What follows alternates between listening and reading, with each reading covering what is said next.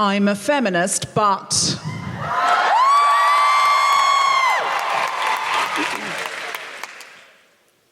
I would snog a men's rights activist for 4 minutes if it meant I got to snog John Hamm for 2. I'm a feminist, but when I go for my smear test and the nurse is getting all her medieval equipment ready, I quickly tuck my labia in.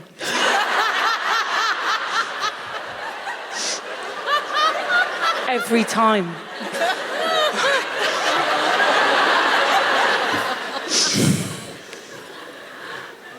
I am a feminist, but I play hard to get, even though I know it confuses consent and is as problematic as these boots I can barely walk in.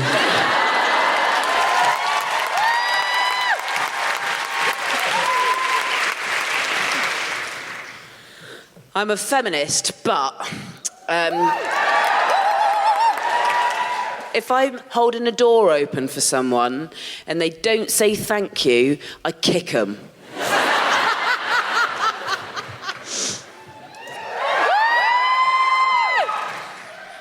I'm a feminist, but I spent more time picking what underwear I needed to wear today than researching the panels because I was paranoid that you'd be able to see them through these white trousers. And now you're looking and I'm still paranoid. Stop looking. I'm a feminist, but I am looking at Yassmin Abdel-Magied's pants and will be for the rest of the show. Are you ready to start the show? Then welcome to the Guilty Feminist!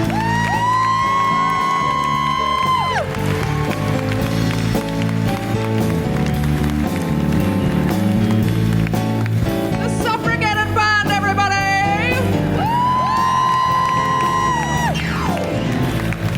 Hello, the Barbican! Thank you so much for coming out. Give us a cheer if you listen to the Guilty Feminist at home. Give us a cheer if you don't know what you're at. And you now think it's a cult. Yes. Everyone needs to put their phones on silent so it doesn't interfere with the recording. Because tonight we're recording everything that happens. That means if you cheer, like for example this, absolutely brilliant, you'd be able to hear your cheer on the Guilty Feminist when you listen to it later. If you laughed like this, that's the laugh of a white man. No effort. They don't make the same sort of effort. They don't need to. They're rewarded for less. And that's what's just... Yeah. That's the kind of laughter we're expecting all night. What's your name, sir? Ricky. Good. Well done. Are you a regular listener? Yeah. But that doesn't sound as enthusiastic as it could, Ricky. You force him to. Have you brought him here tonight for training? Oh, he bought you the ticket. Oh, isn't that lovely when men use feminism to get laid?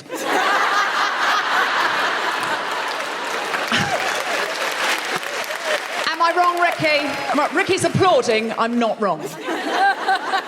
I'm not wrong. So tonight we're going to strap in for some serious feminism. We're all going to be right together. That's why we come. Here, we're all agreed we're right. There's no... And I need to be clear about this. There will be absolutely nobody on this stage for balance.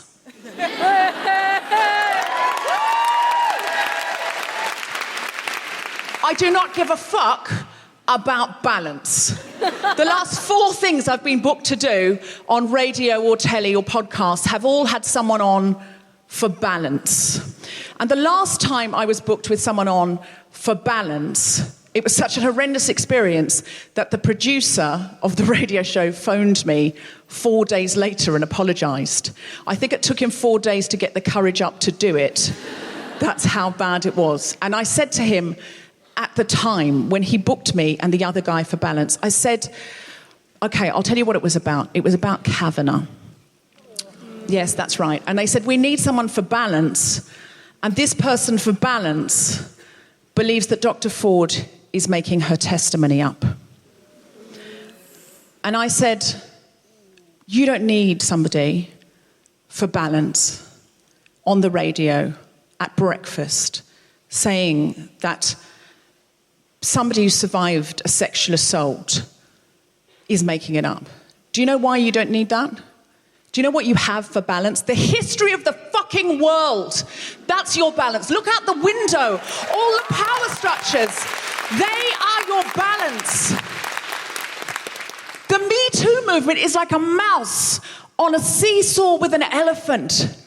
It's making a lot of noise, but it's not doing a lot for the balance. You do not need a second elephant down the heavy end for balance. And if you are going to get a Trump supporter on, don't get him on a day when you're talking about rape, because that's what you're talking about with Kavanaugh. Get him on another day when you're talking about trade deals, because this is violence that you're talking about. And 10 years' time, when you and I, who both know that Trump is a fascist, are living in a worse world, it will be because of this day and this decision of yours to book someone for balance. And the researcher said, well, I'll go and talk to my producer and see what he says. They decided they still needed someone for balance. So today, I say to you, look, all we are is lots and lots of mice running up to the light end of a seesaw. We're going to try and get so many mice up there that we're elephant weight. That's all we can do.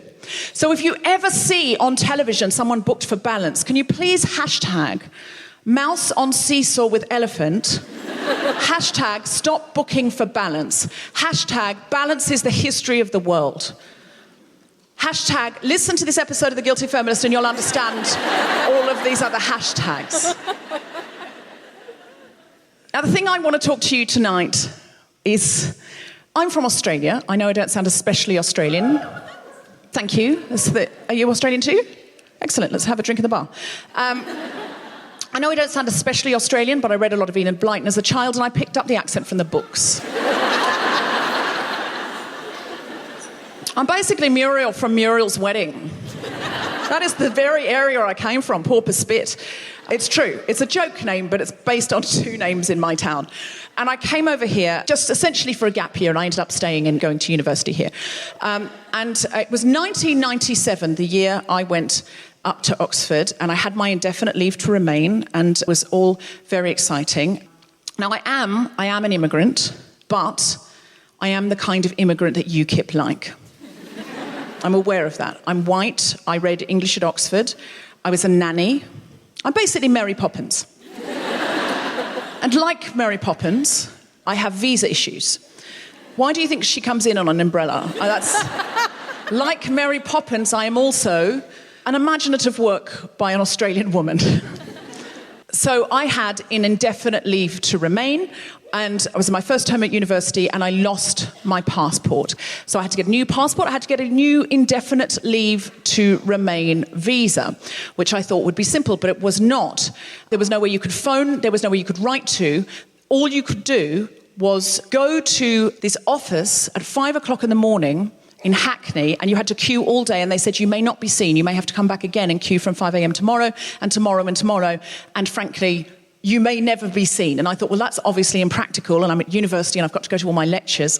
That's not what I was doing, but that's irrelevant. I thought, this is ridiculous. I don't live in London. I can't do this. So I tried everything. I phoned everyone. Nobody could help me. So eventually, I rang the office of the Right Honourable Jack Straw, who was at that point the Home Secretary. And I said, hello, is Jack there, please? And the lady said, who's this? And I said, well, I'm Deborah, and I need this indefinite leave to remain visa, and I voted Labour. I was a Commonwealth citizen, I was allowed to vote, and so I can't do this queuing from 5 a.m. with no promises thing, so could Jack, Mr. Straw, help me? And she said, well, not really. I said, I just need a number for that part of the Home Office. She said, well, that's the problem. We don't have a number for that part of the Home Office. We've actually lost them. This is true. I am making none of this up. I swear on John Hamm's life. And I said, oh, what do you mean? That part of the Home Office just like moved and left no forwarding address? Imagine if an immigrant did that. And she said, well, yes, essentially, we just don't have a number for them anymore. They've moved. We don't know what's going on. And I said, are you serious? And she said, yes. So I thought, fine. So I hung up and I found a number for number 10 Downing Street. And I rang up and said, hello, I'd like to speak to Tony Blair. This lady said, and who's this? And I said, my name's Deborah. I voted Labour. And I'm the reason you are in number 10. And I think Mr. Blair needs to know that Jack Straw has lost a part of the Home Office. And also, it's the very part of the Home Office I need right now. And she laughed and said, let me put you on hold. And she came back after a few minutes and she went, all right. Phone this number and ask for Margaret. True story. So I phoned the number, asked for Margaret. Margaret said, all right, I'm going to send you a letter. Then I want you to go to Paris for the weekend. You can take the Eurostar, but there are more affordable options by coach. When you come back in, you show your passport, you show this letter, and it will be stamped, and you will have your indefinite leave to remain visa back. So I got the letter, went to Paris for the weekend, lovely, it was spring, beautiful, and came back in, indefinite leave to remain, done. Because sometimes you need to go to the top. Then I lost my passport again. It was Selinsky's fault. It was Tom Selinsky, the producer of this podcast's fault, in 2002. And I don't know if you've noticed anything about the difference in the dates between 1997 and 2002, but one of them is before 9/11 and one of them is after. And everything had changed. There was no nice lady called Margaret. There was nobody giggling at number 10. It was all different. This time, I was told it would cost me £1,000 to get my indefinite leave to remain visa. That I had to produce paperwork showing I had not left the country for any 2-year period since I had come. And worst of all, I had to go to Sheffield. Now, if you're listening from Sheffield, it's a lovely town. My sister-in-law lives there. Hello. And it's delightful.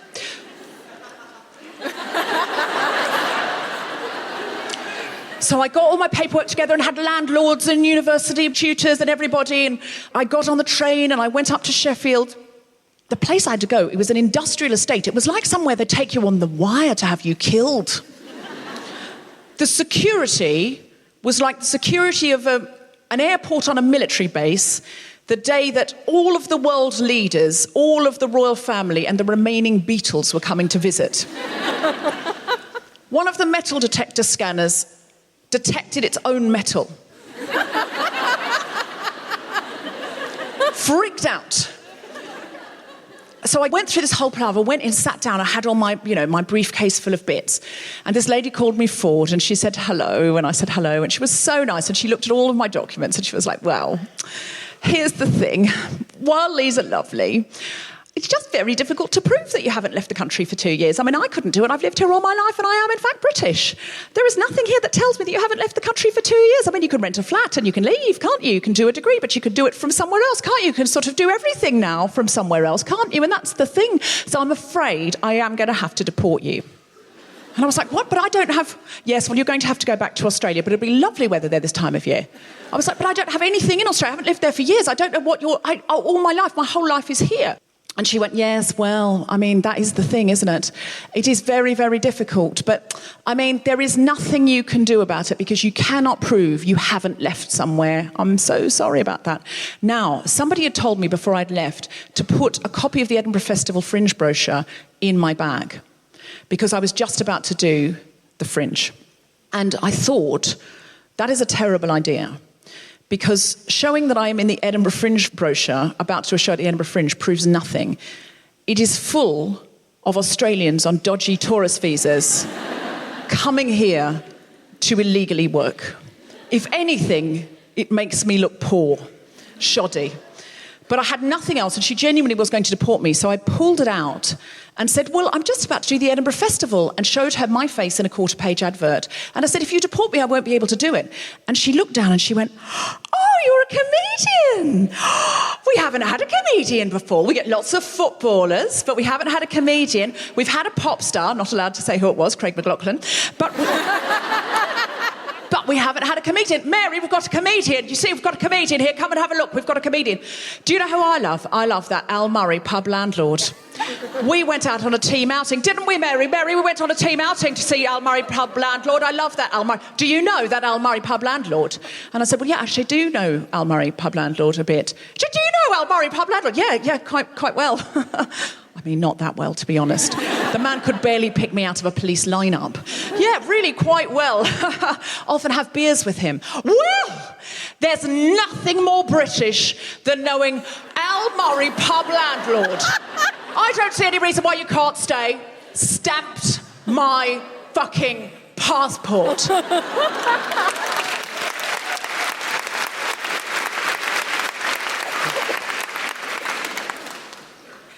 Now, I don't mean to make you feel bad, but what you've applauded there is white privilege. Because it is up to their discretion. Nobody can prove they haven't gone away for 2 years. And tonight, that's one reason we want to talk very seriously about Windrush. Because I came from a place of privilege of my own free will. I came from Australia, where the economy was good, everything was fine. I came over here uninvited. Nobody asked me to. Nobody said, will you please come and help out?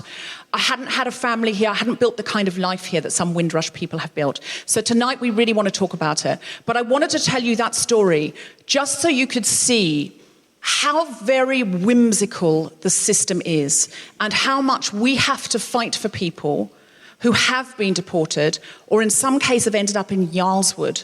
When they are British, they've been here effectively all their lives. So I tell you this story to depress you, clearly.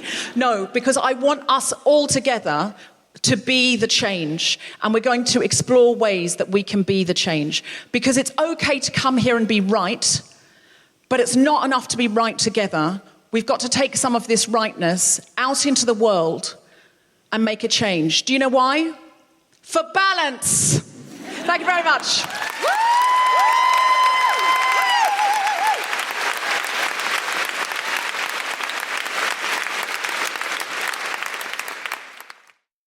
The producer of this podcast, who you know and love, Tom Salinsky, has written a play with Robert Kahn called Brexit.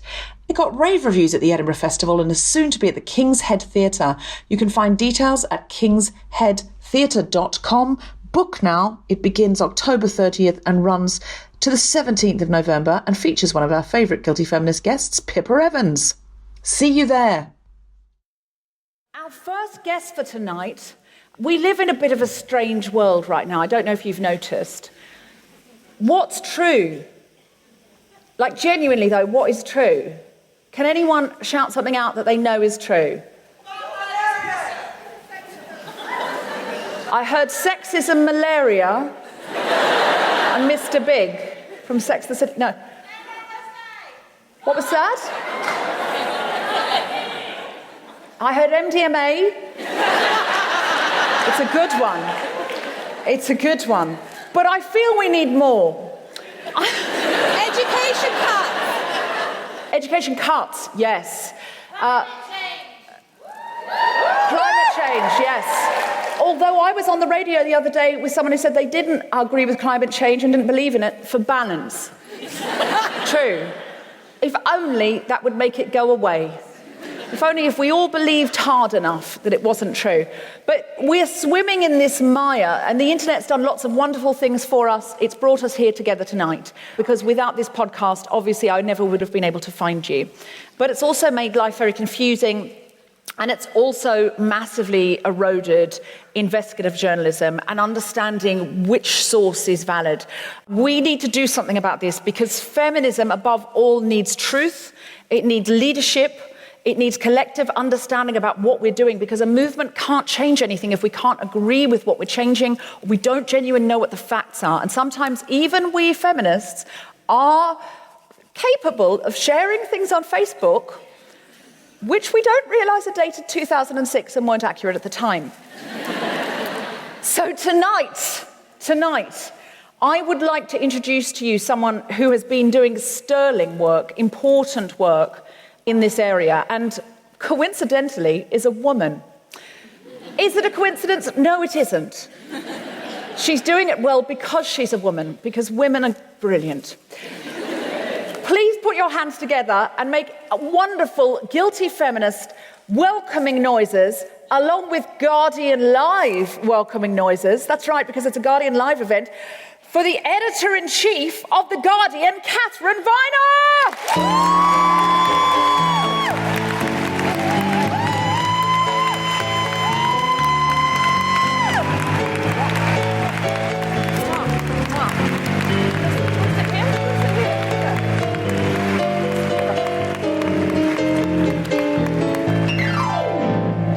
So, Katherine, you've done some wonderful things. Over very recent times, you've broken Cambridge Analytica and you've broken Windrush. So without you, we wouldn't know about those things. And they're two of the biggest stories. I mean, at Cambridge Analytica Global, how the US election was rigged, how Brexit was affected.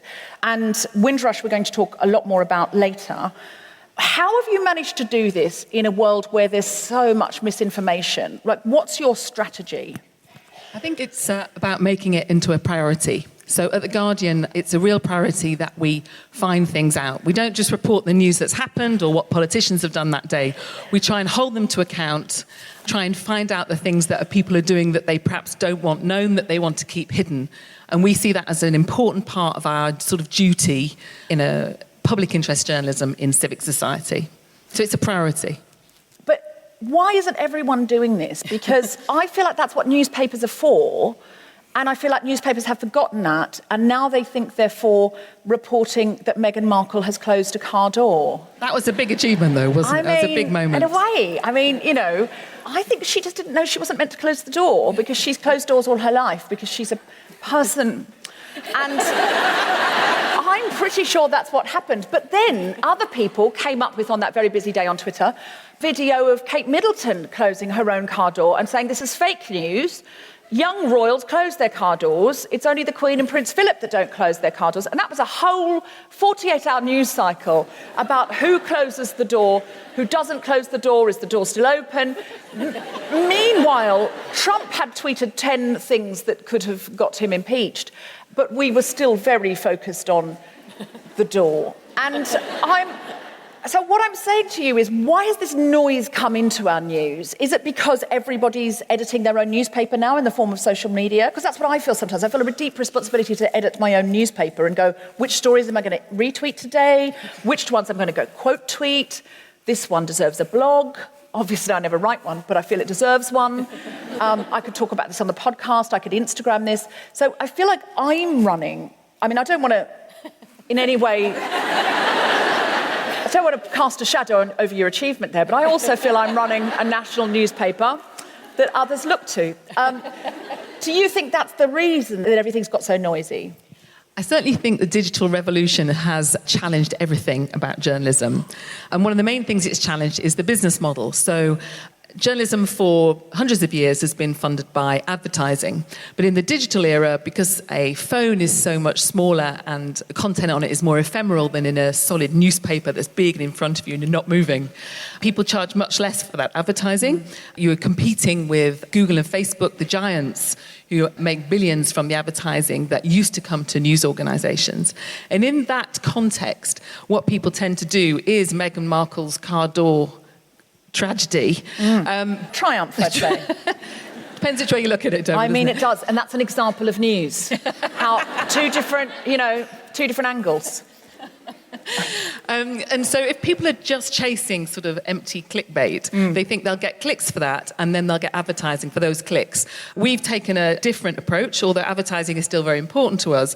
We had decided that, because we think investigative journalism, particularly in this moment where there are crises at every level of our lives, global, national, local, and personal, that we've taken a different approach, which is to ask our readers to help fund us. I'm sure there'll be lots of Guardian contributors in the room. Yes, just checking. There's a couple. Some of them have lied there. Whoa, yeah, constantly, always giving money to the Guardian.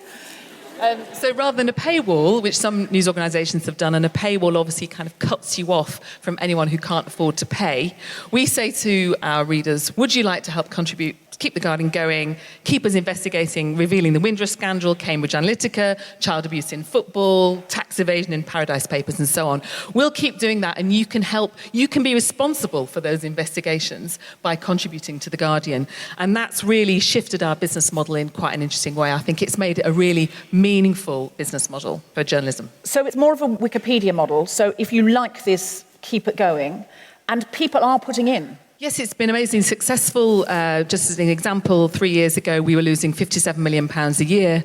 We have a lot of money in the bank, but obviously that's not a great situation to be in. No. Last year... I sometimes think my finances are disgraceful, but that makes me feel much better. But wait, that was 3 years ago. Last year we lost 19 million, a big difference. And this year, we will be breaking even if it kills us.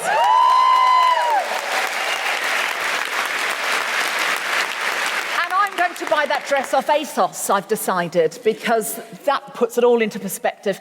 But it's not just breaking even for the sake of it. No, I think it's breaking even and breaking Cambridge Analytica. Exactly. And it's that duo that's really important. Right. It means that we're able to do investigative journalism, which is really laborious, takes absolutely ages. Amelia Gentleman, who you're about to meet, spent 7 months researching the Windrush scandal before we could get any politicians to care at all. And, sometimes you investigate these stories for months and months and months, and then there's not much there. It's very expensive, but it's absolutely important if we want to live in the kind of society that I think we all want to live in. So it's never been more important to collectively fund, crowdfund, if you like, investigative journalism. And it's bizarre that we have to, because we think of investigative journalism, I think, as Robert Redford, off in a basement somewhere and following people around in a trench coat. These days it's lots of women, actually. I know. Yeah. It's exciting. It's a big change. But that's our sort of vision of it, I think. I don't think we ever thought we'd have to Kickstarter it. But we do. We collectively have to decide who we're going to get behind. So I think, basically, feminism can't really get anywhere without information and without patriarchal power imbalances that are covered up being uncovered. And somebody going, look, it's still happening, look, it's still happening, look, it's still happening. Nothing gets fixed without that. Cambridge Analytica now is no more. And we're going to hear a lot more about Windrush and the extraordinary things that have happened, but nothing would be happening with Windrush if it wasn't for The Guardian. So the question is, what are we prepared to pay for this? And I mean us in this room, and I mean us, all the listeners around the world listening. Because if not us, who? Who are these people who care so much if it's not us? So the question is, what can we afford to pay? And for some of us, some people listening may say, genuinely, I can't afford anything. And that's okay, because we're socialists and we'll chip in for you. So if you can afford £1 a week, just go, If you could afford £5 a week, if you had one latte less, just go, Just go, if you could cut one latte, if you make one coffee at home and take it in one morning, just £5 a week? 2 mornings.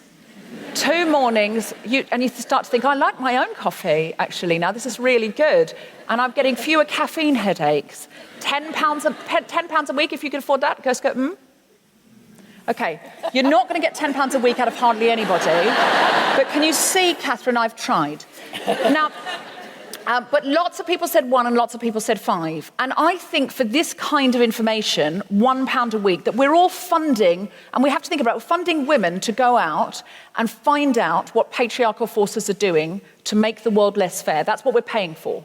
And we buy a lot of crap. We have to remember that. Think of everything you've bought this year, and some of it you don't even know where it is. It's under a big pile of clothes in the corner of your bedroom. You bought a stupid hat for a costume. You're about to go to do Halloween. You're going to buy glitter. It's bad for the environment. You're going to buy ridiculous things off Amazon and give money to bad tax evaders. What if you committed to £1 a week or £5 a week to fight patriarchal forces like a superhero? So you could give it to The Guardian. Or if you're listening internationally, The Guardian is international now, it's everywhere. We have 160 million browsers around the world, 160 million browsers around the world. That's a lot of people. So we're all going to be putting in £1 a week. You want to be in the black. Actually, that would be fine. That would be fun. That would do it. Is there anywhere else that you could recommend people put money into that isn't The Guardian? Well, not many people have our model. So no, only The Guardian. But I'll tell you why. Funds The Guardian. I tell you, I think there's a particular thing about The Guardian's ownership model. We don't have a proprietor, which means there's no individual telling us politically what to write. And we don't have shareholders, so there's nobody trying to get rich out of The Guardian, which is lucky, obviously. But we don't have shareholders. So what that means is that the contract that I have actually is that the money can only go to journalism. You know, if we were to make any profits, it has to go to journalism. And so I think I would like to recommend other news organisations around the world that have that arrangement, but there are very, very few. Most of them have proprietors who buy a newspaper for political influence or have shareholders who are trying to get rich. Okay, so really genuinely only The Guardian. I think it is just The Guardian. But is there anyone else you trust? Like, would you read The Washington Post? What else do you read? There's lots of great news organisations all around the world who I would read, yes, but I wouldn't give them money. Okay, all right. You heard this scoop here first from Katherine Viner. But the only thing is, Katherine, I trust you, but what if you die and it's taken over by an evil man?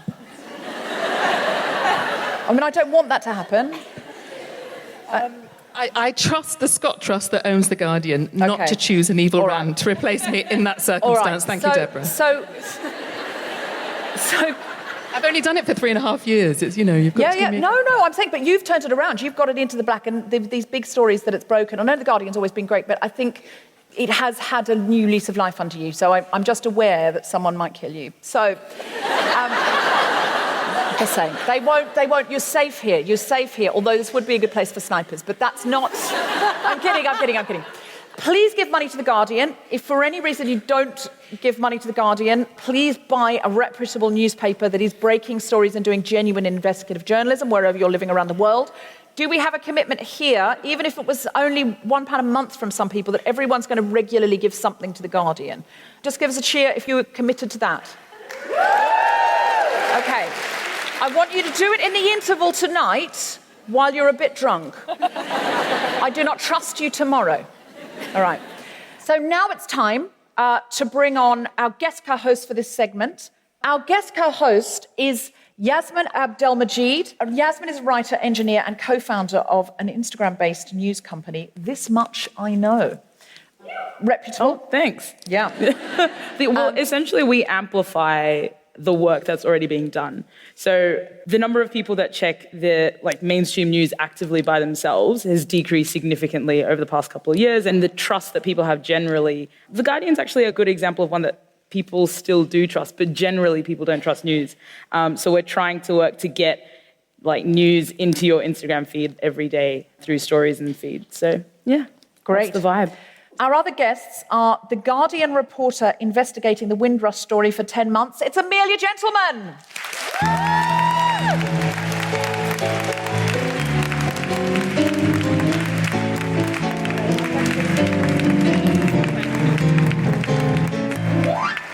It's going to be cozy. And with her, a healthcare worker from North London who arrived in the UK from Barbados in 1963 and is herself affected by Windrush. It's Judy Griffiths!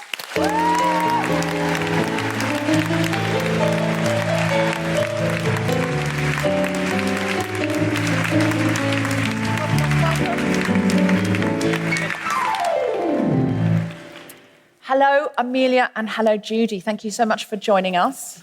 Hi. Hello. So, Amelia, you've done something extraordinary in breaking Windrush. How did this come about? Could you give us a little beginner's guide to Windrush? Because there may be some people listening globally who don't know about Windrush, or even maybe some people in the UK who they're hearing a lot about it, but they're not quite sure of all the details. Could you give us a little introduction to Windrush? Sure. So this is a story that I've been looking at since last November. I was contacted last November by a small charity who said they were really worried about one of their clients who'd been taken to Yarlswood. Yarlswood is a really notorious detention centre for women. And what was worrying particularly about this case was that the person in question, Paulette Wilson, was 62, had lived in Britain for the past 50 years, having arrived in the UK from Jamaica as a 9 or 10-year-old. And they contacted me, this charity, to say that we needed to write about her because she was on the point of being deported back to Jamaica, a country she hadn't visited in the past half century. So we published a story about her, and as a result of that, slowly, over a number of weeks, lots of other people got in touch to say it's amazing to see what happened to her. The same thing has happened to me. So the day after we published that story, I met somebody who'd been in detention for 5 weeks, having also spent his entire life in the UK, having arrived from Jamaica as a 10-year-old. The kinds of problems that they were facing were threat of deportation, or they were being told that they didn't have the right to work in the UK, even though they'd lived here all their lives, paid taxes for 40 years. Some people were made homeless because they were told that they weren't eligible for council housing. Other people were told that they weren't allowed to claim benefits and weren't allowed to travel. So very, very slowly, we published stories week after week, hoping that there would be some kind of political response and some kind of policy change. But it was really, really long in coming. And they just didn't respond? Every time you publish a story like that, you have to go to the Home Office for some kind of comment. And the comments that they gave were fairly anodyne, just saying... I've had some dealings with the Home Office that I mentioned before. And it is absolutely extraordinary sometimes, the things that they'll say. And in my case, whimsically, I was not deported because I was a comedian. And I thought, thank God I wasn't something useful like a social worker or a doctor. Thank God I was a narcissist comedian. And that seemed to excite the lady that day. She was really nice, but she just was like, it is so whimsical. But in the case of the Windrush Generation, these were people who were invited here from Caribbean countries at a time when the UK needed a stronger workforce, and at the time when, if you were in one of those Caribbean countries, you were automatically a British citizen anyway. And so these were British citizens specifically invited to relocate their lives and told there'd be opportunity here. And they and their children got on the boats. The first one was called the Empire Windrush, and this is why it's called the Windrush Generation. So all of these people arrived here, suddenly found themselves without passports, and then it's prove when you arrived, prove you haven't left for longer than 2 years, as was said to me, prove X, Y, and Z, and they couldn't prove it. And then there was this scandal with the landing cards being destroyed in 2010, isn't that right? Yeah, so the difficulty of proving that you arrived in the UK before 1973, which is really the cut-off point, was made much, much harder because the Home Office decided itself to destroy a whole storeroom full of landing cards of people who've arrived from the Commonwealth. And who was Home Secretary when those were destroyed? We may be able to guess. Well, it was at the end of 2010 when they were destroyed, and Theresa May was Home Secretary. Do you think they were nefariously destroyed? Because I read in one of your articles that someone on the inside said, I think they were just destroyed because we just didn't have enough space for them, but we were saying, no, we should keep them. Do you think that it was deliberate? Do you think it was an evil Mr. Burns-style plot? I think it was unbelievably stupid. I think warnings were made by the people who were at the coalface processing these claims, and they were very, very explicit. They said, we need these records in order to verify the claims of people who've been coming forward saying that they need to get passports. So it was a really, really terrible mistake. I'm not sure it was deliberate. Judy, tell us about you. When did you come here? I arrived in the UK in 1963. I was 8 years old, and I had my 9th birthday here. You've been here the whole time? Yeah. Sorry, I sound like I'm from the Home Office now. Sorry. Can you prove you haven't left for any 2-year period? Yes, I can, and I did. Yeah, I came in 1963. I was made redundant from my job, and obviously I went to secure another job.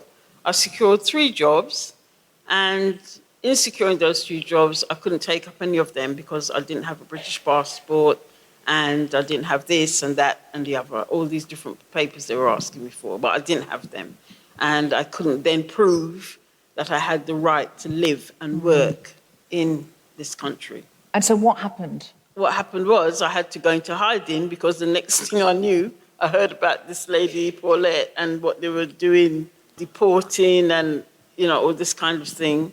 So I started to sort of put feelers out, like to my MP and various people to see what they knew about it. I wrote to the Home Office myself, That was even back in 2005, because what actually happened, the post office had lost my passport that had my indefinite stamp of leave in it. So then I started writing to them from then, but I never ever received an answer back from anyone. Then I got speaking to Mr. Corbyn, he's my MP, and yes, he is, and he's quite a nice man. And he was quite helpful. He wrote quite a lot of letters backwards and forwards, and they kept telling him one thing and this and the other. Basically, they couldn't find me on the system. I thought the system meant the latest computerized whatever, and I pointed out to them, well, I would not be on the system because there was no such thing as computers when I came here. So couldn't be on the system, but then they used that as their main excuse, for want of a better word. Do you know, Judy, though, I came in the 90s and they said it wasn't computerised. They told me they'd lost all of the records when I went up to Sheffield. They said, oh, we lost all of the records. And they said, for a while, we lost a part of the Home Office. I said, I know, I remember. So I wasn't computerised in the 90s. And it's amazing. The closer you get to the top, the more you realise that there can't be conspiracies, because people aren't even competent enough to do their basic job, much less a conspiracy. Yeah. It beggars belief, really and truly. How can you lose records? I mean, the British Library keeps records, the British Museum keeps Very records. well. Everybody else's records. How can they...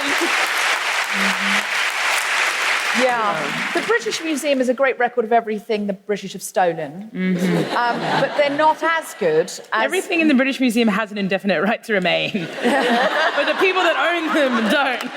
That is irony. That's true. Yeah.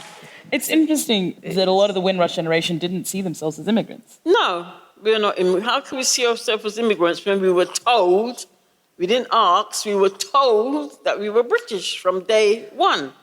In Barbados, you could not say a bad word about England or Great Britain. You know, that we were almost like be asking to be crucified, really and truly, because the country was so idolised. Everything was British. Everything had to be British. My God, if you got a pair of knickers from England and it was from Marks and Spencer's, the whole of your village knew you had this pair of knickers. It wasn't worn. It wasn't worn. I mean, for instance, my gran, she got a fur hat. You know those white, nice fur hats? One of her daughters had sent her from here.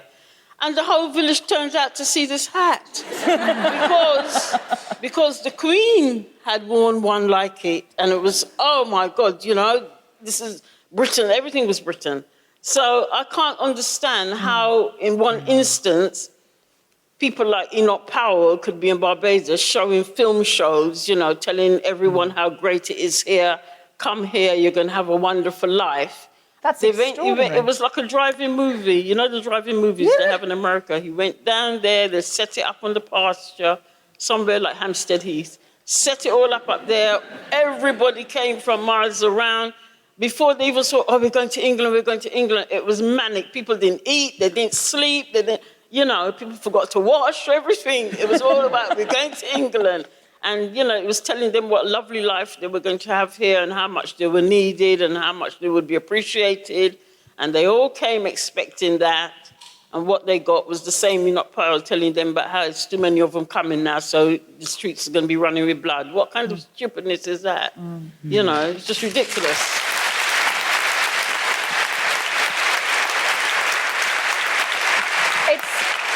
It's interesting what you say, because I am an immigrant, so I think of the time when I came here. But you're right, you weren't an immigrant, because if you lived in Jamaica, you were British already. Yeah. And then you were invited to basically come to another part of Britain. And so now the government trying to take that away is very tragic. And it feels like even people who are on the other side of the political divide from us are horrified by it. They did a bit of an apology, didn't they? Amber Rudd resigned and said, oh, this is terrible. And we thought everything's going to be reversed. And they said, yes, everyone's going to get a British passport who's part of the Windrush generation. Very sorry. But that has not come about, has it? Well, we've had so many apologies. Amber Rudd has apologised many times and resigned. Theresa May apologised 6 times in a week. We've got a new Home Secretary who's still apologising.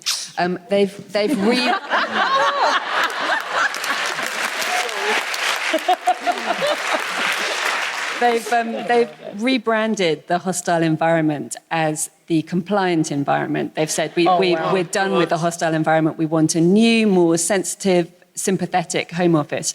But the problem is that they haven't repealed any of the legislation that created the hostile environment.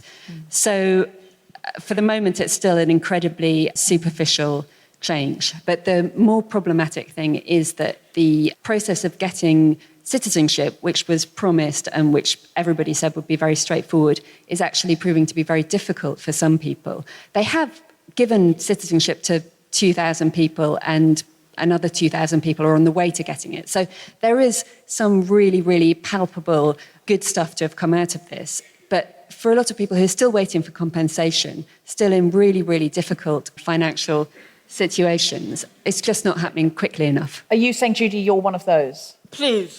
Please, oh please, don't. I can't even think about going down that road. First and foremost, Mrs. May, she only apologised because the heads of state of all those Caribbean islands were here at the time. She had to apologise. Furthermore, as we're going into Brexit, whatever that may be, because I still don't know what that is yet. I don't think you're the only one, Judy. As we're going into Brexit, you have to understand this woman has to think, well, I might need these people yet again to trade with and what's not. So, of course, she apologised. As for Amber Rudd, I just felt sorry for her. The compensation, they capped it. They've already capped it. Previous to that, they said that they had paused the policy. I cannot understand. What do they think it is, a video game? You know, you can't pause a policy and nobody knows anything about the pause. Because when you're going to get stuff and access services, you're still being asked for all these IDs and this, that, and the other. And if you haven't got it, you're not going to get that service. But so therefore, all the new immigration officers, like those at the Social Security, those in the hospitals, those in the banks, all these are now immigration officers because they ask you for ID when you go to access stuff from them. And they don't know about the pause. I just wanted to make a comment about what Amelia said about there being, over 4,000 victims, because when we did the first interview with Paulette Wilson last November, Paulette thought she was the only one and we thought she was the only one. And it was through that, telling those stories in The Guardian, that more and more people came out, and that now there's at least 4,000 victims. I'm curious as to what you think, Amelia, and maybe Katherine as well. It took The Guardian sort of reporting for months and months and months for anything to happen, because it had been happening. People had been being deported. Was it just sort of going after it for so long that made anything happen, or? It was embarrassment. They became embarrassed. But it's not especially as if people... after David Lammy did his speech in Parliament, they became very embarrassed because it wasn't just now confined to this country, it went worldwide. Everyone in the Caribbean knows what happens. People in America knows what happened, especially people and their families know what happened. And it doesn't look good. It does not look good, for Britain to have acted and behaved in that way towards people who actually came and offered them services, who helped them. But for me, I think that is one of the really, really difficult questions about all of this is for 5 years, maybe for 10 years, some really, really bad things were happening to a lot of people. 4,000, possibly 8,000 people. Yeah. People were losing their jobs, having real difficulties getting access to services that they should have been getting. And yet, nobody was making noise about it. It was surprising how long it took. And politicians for a long time didn't pick up on it, and it was very frustrating. And our theory is that the mood, particularly among politicians, have become so anti-immigration. They were so afraid of it with the Brexit referendum result and so on.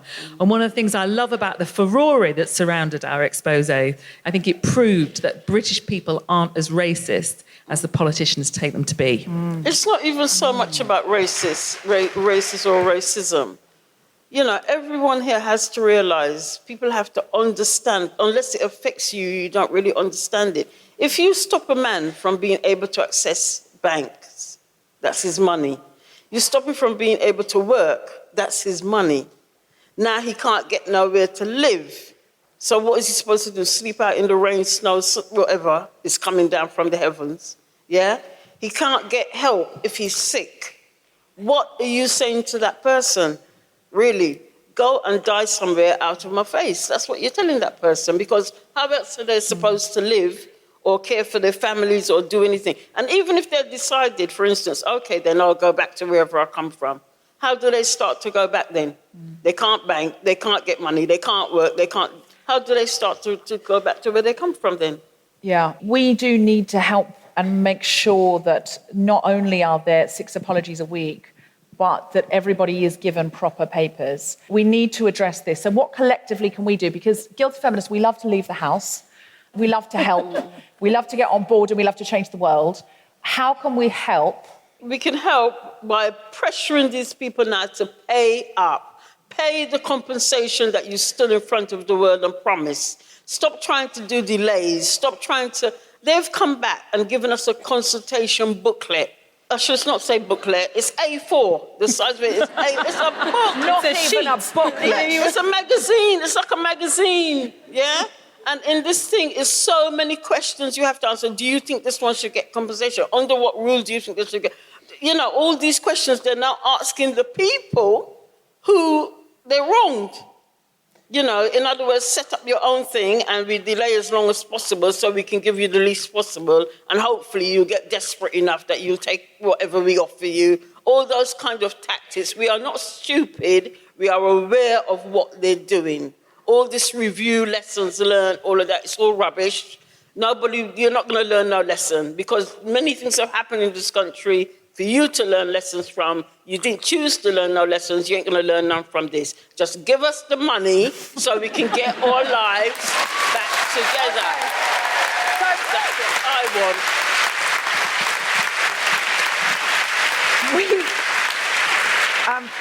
That was the most honest answer I've ever heard on a panel.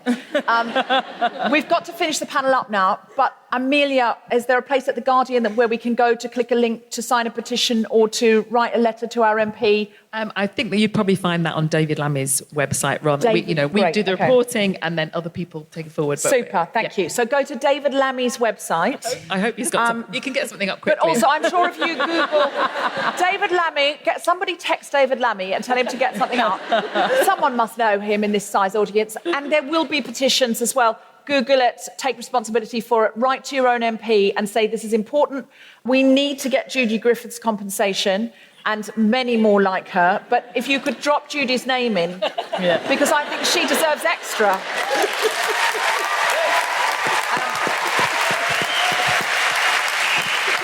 Thank you.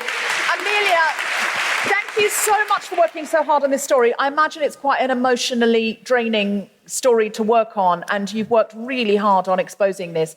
Please keep investigating. Please keep bringing these truths to the fore. We've promised to back you financially. We'll pay Katherine. Katherine can pay you to go out and be our Robert Redford for the Windrush Generation and Ford. Yassmin Abdel-Magied, keep on endorsing, reinforcing through This Much I Know, finding out what's true and endorsing that on Instagram. And Katherine, please, please, please don't leave The Guardian. Stay safe and keep We can writing. organise security. We've got you. Yassmin will organise security. And please, please, please keep doing what you're doing. We desperately need you. We will back you. We will share your stories online and we will pay up. A big round of applause for Judy Griffith, Amelia Gentleman, Yassmin Abdel-Magied, and Katherine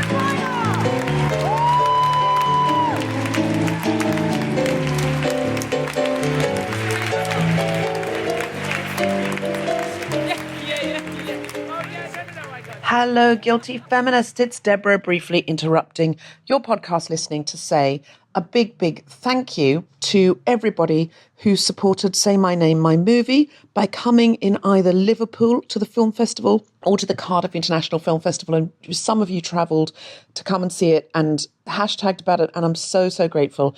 I'm coming back to Cardiff on November the 17th to the International Film Festival of Wales. And Say My Name, My Movie, will be screened there, and I will be there, and I'll be doing a Q&A afterwards. So please feel free to come and meet me. I'll do a meet and greet afterwards and I'll sign your books. I was so sorry not to be able to come to the Liverpool Irish Festival. That was really, really heartbreaking. But I had to go to Cardiff because the movie's in a time now where it might get distribution so everyone can see it. Thank you so much for everyone for being so supportive. I'm sorry if anyone was disappointed I wasn't there, but I know that Kima and Alison did a wonderful, wonderful job. We have some upcoming shows that I'd like to tell you about. On the 3rd of December and the 17th of December, we are at the Lyric Theatre Hammersmith, and those shows have gone on sale. On the 27th of November, we will be at the Coliseum. Yes, that's right, home of the English National Opera. Very exciting. For a late night show, I believe that's about to go on sale very, very soon. Rachel Paris and I will be doing an episode about women in classical music. In addition, please go to the helprefugees.org website and see what they need this week. Conditions in Calais are getting colder, wetter, and because of the French authorities, more brutal. So if you could do some kind of roundup of coats and blankets in your area, sleeping bags, tents that people used once in Glastonbury and are just cluttering up the place that they'd like to get rid of, and drop them at one of the Help Refugees drop-off points, that would be so much appreciated. If you can go out there for a weekend and help RCK cook some meals or help refugees fold some warm clothes, then it would be so, so, so appreciated. And if you could go out for longer, you can go out for 3 or 4 days, you can go out on distribution and meet some refugees and distribute the food and the clothes yourself. So please find out through the helprefugees.org website what you can do to help, even if it's to just donate a £5. Winter is upon us. In addition, Christmas is coming up, and if you'd like a good idea for a present, the Guilty Feminist book is out now, and it's a great way to support the podcast because we don't sell advertising, ask for money through Patreon. We only have Tom and me behind the scenes running it, and we're trying to keep it going all year round, including Christmas, for the foreseeable future. So please grab a copy of the hardback if you can to support the podcast. And if you're coming to one of the live events, I'll try and come out afterwards and sign your copy for you. Also, Steve Alley's Jewelry has a Guilty Feminist collection. If you go to road-from-damascus.co.uk, he exports all over the world. So order off his website. There are necklaces that say Guilty Feminist and necklaces that say Woman in Arabic. And they're beautiful and they're in silver. And there'll be more pieces in the collection soon. So keep an eye out. And finally, if you would like to find out how to help the Windrush Generation and be an ally of practical support, go to the show notes where we've provided some links.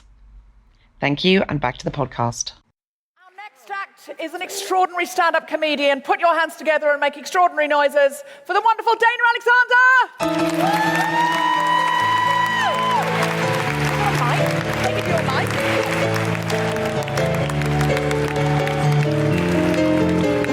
Yes, wow. There's a lot of white people to talk to the Windrush about, eh? This is amazing. I'm glad that you care. I am an immigrant. Yes. It's my favorite thing to say to white people in England post-Brexit. Not tonight, but usually they get fucking quiet. Right? And you feel like as an immigrant in this country, like you got to confess some shit, right? Yeah. Like, you know why we came here. To make your high streets smell like curry. To put fruits and vegetables in your shops that you can't recognize. But most of all, to give you brown grandchildren. What? Yes. That's so exciting. That joke usually does not work north of Birmingham. Yes, I am an immigrant. I'm a Canadian, though. Yes, that's probably the least exciting type of black person that you can be. We live next to some very, very exciting black people, the Black Americans, right? I feel like we share a lot of culture with them. I feel like the only thing that really differentiates black Canadians from black Americans is basically I can skate, swim, and sound white on the phone. I I do love it, though. People always question me where I'm from. Basically, everybody here thinks I'm an American, and then they treat me like shit. Are you from America? I'm like, no, I'm from Canada. They're like, this is just shit America, though, innit? Are you from America? What you doing over reading? Taking the British jobs. Right, I'm supposed to worry about the British jobs. You know I'm going to start worrying about British jobs? When I see a white toilet attendant. That's when the fuck. But yes, the history I'm Jamaican heritage. The history runs very deep. I don't know if you guys know this. My last name is Scottish. Alexander. I didn't know this until I went to Scotland, right? Aye, that's a very Scottish last name you got there. How'd you get that? I'm like, slavery.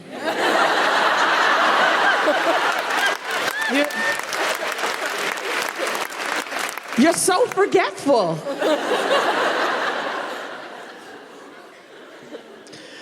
Oh my God, though. It is nice to kind of get to be around. I gotta say, my grandfather is Windrush Generation. He came to Britain in 1957, but he was smart enough to immigrate to Canada in 1965. It's amazing. Basically, I'd like to say that he was like forward thinking, but he got a white chick knocked up. Everybody sees like the Windrush, like the picture of my grandmother and my grandfather, a 6'7" man with a 5'3" woman. That bothers me at my height. You ever see like a short woman with a really tall man? You're like, get off of him!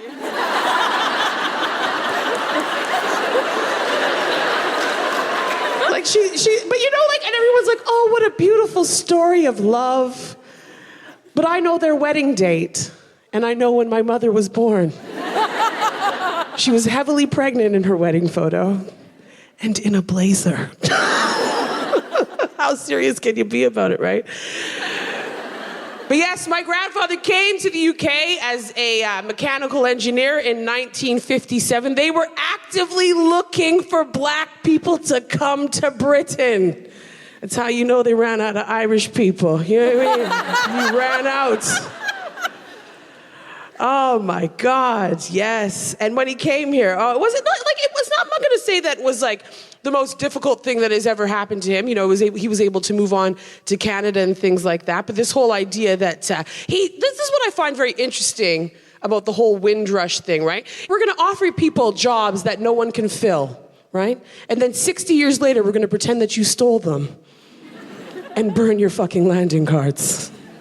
I know, this can't be funny the whole time. It's not always a good time. But it's nice to actually get around. It's nice to be able to actually travel. That is the one good thing about Britain, getting to go to all the different countries. Yes, Canadian, woo-woo. I gotta love it, though. British people. You guys, look how many of you guys are out on a Wednesday. And you know why that is? Because there's fuck all on television. Right? I get very excited when I go back to Canada, seeing all the television I grew up with. There was a couple of new commercials, though. Has anybody here ever seen the Because I'm a Girl commercial? About the impoverished women, right? Living around the world, right? Because I'm a girl, I may not have the opportunity to go to school. Because I'm a girl, I may earn 50% less than my male counterparts. But you notice nobody ever tells you the positive sides of being a girl, right? My commercial, like, because I'm a girl, this drink was free.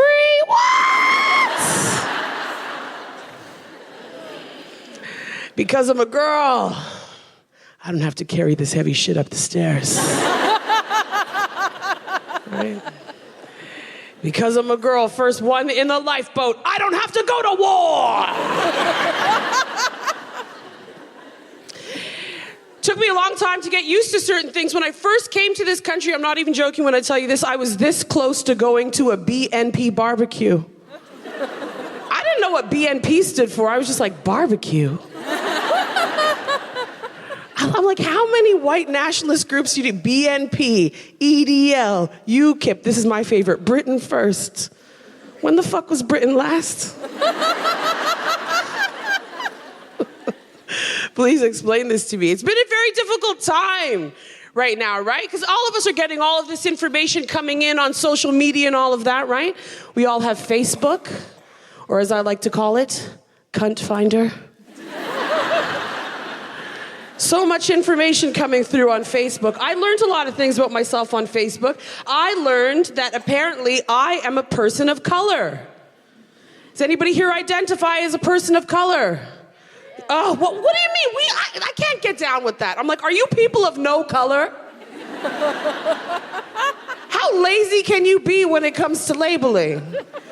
Right? It's like you go into like a record shop, right? You got classical, jazz, hard rock, soft rock, and then in the corner, world music. It's like, how did I end up in the bin with the samba guy?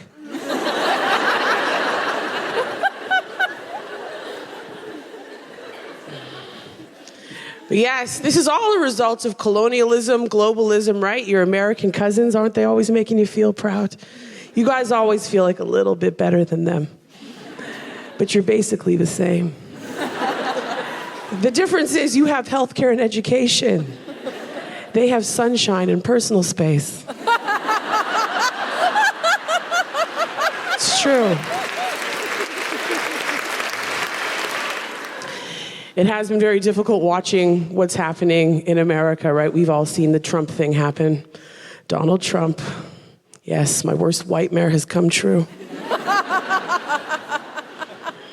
At the very least, Americans, at least they are entertaining. I was very excited to see this in the last couple of years. Did you guys see when they made Little Orphan Annie black?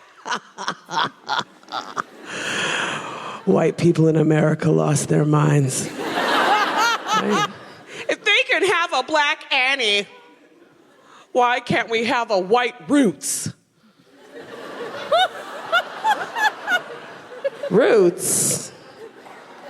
The slavery movie? I'm like, wasn't a white Jesus enough for you? Right?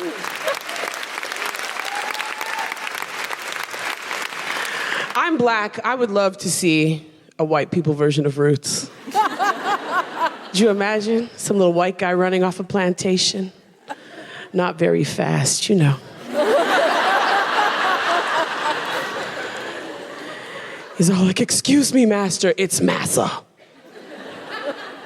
It's a very hot day outside. If we could just get an SPF, anything over a 25. I love it. But it is a little bit much. We're learning so much about ourselves, right? So many people are getting busted for being racist, hey?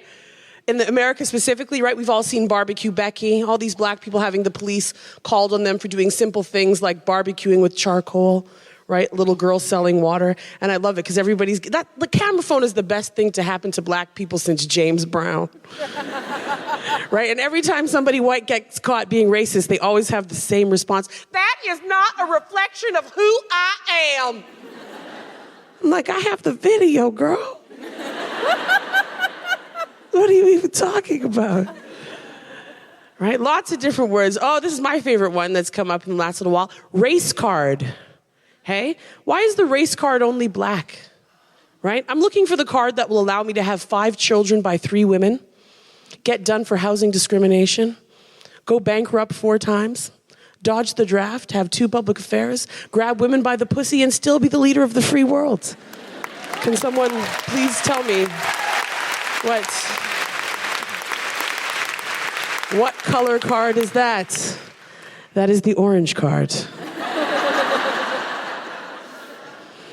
Yes, it's nice though. We're learning a lot of new words, right? Everything's changing. My favorite word though, I love, you know what? Words are now being born from 2 different words. My favorite word of the year, caucasity.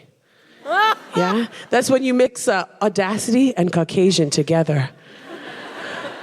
Caucasity. What is caucasity, you ask? Invading a country and saying you discovered it. Camping in the winter. You guys have been absolutely fantastic. Take care and have a good night.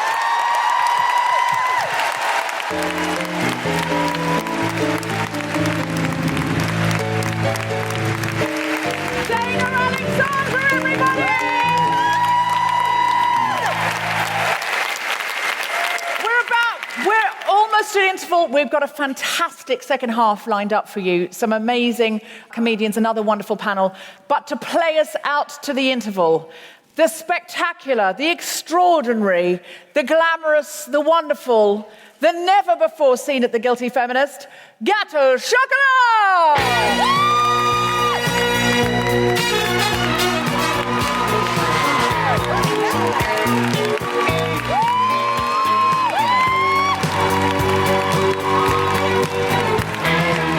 Hello, hi there, hi, hello, good evening, hi there, hello, hi there, hi, hello, good evening, hi, hello, hi. Ladies and genitalia, I would like you now to imagine an alternate universe where Sandy from Greece was a man, black, bearded, and dined solely on a diet mainly of KFC.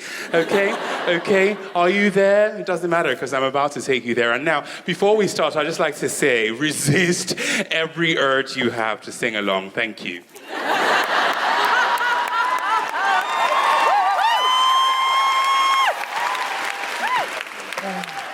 Don't do it.